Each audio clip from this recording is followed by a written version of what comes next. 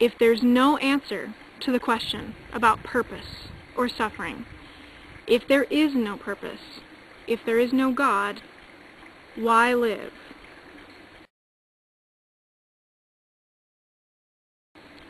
If a Hindu stopped believing in multiple gods, would it make sense to you that she would have no reason to live after that?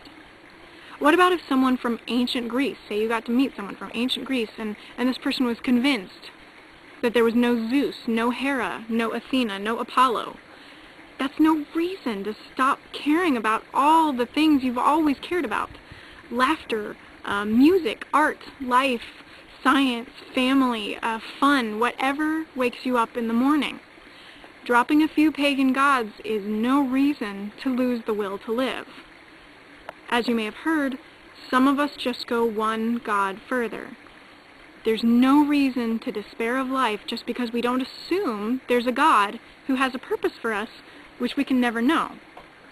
In fact, it's functionally the same as there being a God who will never tell you its purpose or plan for you. You get to go through life learning about your experiences as you experience them.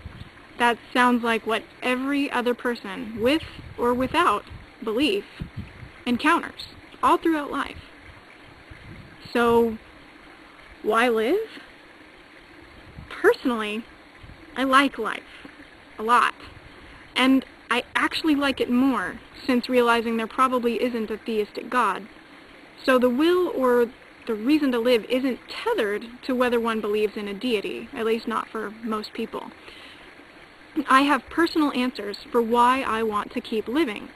So will just about anybody you talk to. They'll have personal answers whether they're theists or non-theists. And this has become much more clear to me as I've lived life. But those of us who are alive now are so lucky. Just think about anything you're grateful for. We are in a privileged time, and many humans have felt that.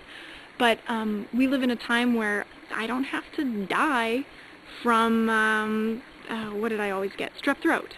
And neither do you. You can have your wisdom teeth extracted. We appreciate nature, and the human species hasn't completely destroyed the ecosystem, so we still get to enjoy it. We have the internet. I can talk to you. I can have a conversation with you, and we've never even actually met. This is amazing. We live in a profoundly wonderful time, and I'm just really grateful for it. Why live? I like experiencing it. I like learning from it. Well, it doesn't matter what I like. The answer is, what do you like? Why do you live? And that's the answer to your question. Even if our assumptions about theology or the afterlife, even if they're totally wrong, why not live? You said, and this was a little bit unfair, because you seemed to be asking an open question, but then you told us what we couldn't answer. You said, don't tell you there is no purpose. Well, since you said that, I won't tell you that. But I will tell you that you make your own purpose. You might not like to hear that, because it is scary in the amount of responsibility it gives you and every person around you. Sometimes humans are selfish, sometimes we're selfless, and sometimes we have goals that extend beyond our lifetime. Sometimes not. It's as if we're all figuring it out on our own, whether we're religious or not.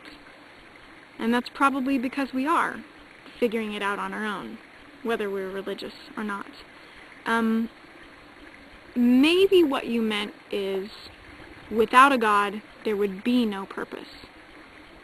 Yes and no. There's not an overarching purpose, predetermined by a theistic God with certain characteristics spelled out in a holy book and experienced only by true followers. But there is a purpose. It's the purpose you make. And just for emphasis, because this can't be emphasized enough. There is a purpose. It's the one you make. You are in control of how you react to the world, and therefore you exert major power over the direction of your life. Some people choose to change their lives, and others in various ways, by joining the military, or joining humanitarian missions, or by writing books, or moving to places they enjoy. They make their lives different by the partners they choose, the food they eat, the adventures they go on, whether they have kids, and for what reasons. And people make better decisions when they realize they have power over their lives and their goals.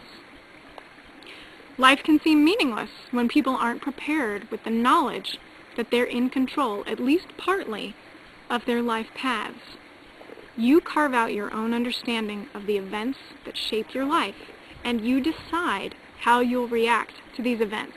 And this is true whether or not there is a God working for the good of all who believe in Him. You believe there is a God. You believe, as you said, that God gives you purpose and meaning and helps you understand life. But you've also recognized that you haven't received a phone call or a 500-word essay or even a telegram from God explaining the purpose of your life or why you or anyone suffers. So you are having to figure out for yourself what purpose the events in your life and others serve. Excuse me.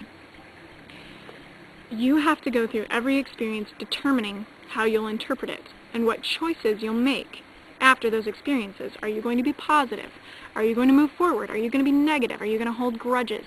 Even if there is a God trying to intervene for your betterment, you have to choose to open yourself to that help. You have to choose to see the bright side of crummy events in life. You choose to learn lessons from your mistakes or not. Plenty of people opt not to learn from their mistakes. I strive to accept truth, as you probably do. But I specifically seek to accept truth that is backed by evidence, because I don't want to be led astray. I have high standards for what I consider evidence, and I see evidence that I exist. I definitely see evidence that I suffer, that almost every living being suffers and all die, and that life can be joyous despite suffering. I even see that some lessons can be learned from suffering, so I strive to learn those lessons before it's too late, and to help others learn those lessons if they're open to it. I hope more people choose to use their experiences in that way to help others. So maybe what you're asking is how non-supernaturalists like myself deal with all the crazy things that happen in life if we don't trust the same assumptions that you do, like the assumptions that God gives meaning and purpose to everything. Some people seem incredulous that atheists can deal with the ups and downs of life, but I actually think it helps not to assume there's a great mind in control of my suffering. It gives me more comfort to realize there may not be any one entity in control. So there are no demons acting upon me vindictively, and no gods or angels failing to act in ways that prevent my suffering. It's not because of a past life, something bad that I did, or karma catching up to me. It's just natural, and everyone has to deal with it. The only mind that's controlling my experience is my own. So how I choose to react to my suffering is a major life decision. I continue to have an abundant and exuberant life by accepting life as I find it.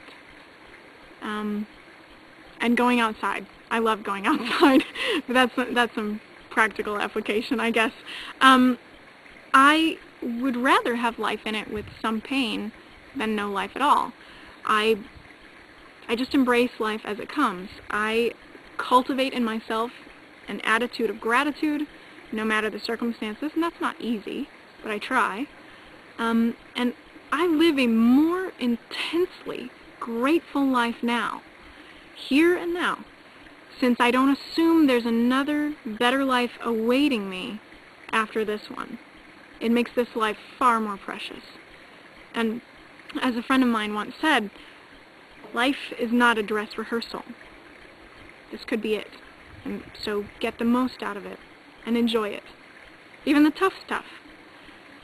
I have peace because I made the choice to be intellectually honest, even when it led away from my Christian faith. And I have joy because I continue to be open to life. Peace.